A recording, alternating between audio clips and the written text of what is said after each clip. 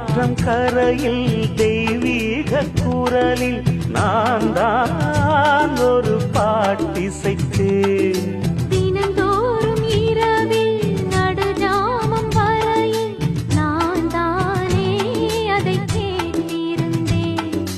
அரங்கேற்றம் தான் ஆகாமல் தான் அலைபாயும் என் தீவந்தான்.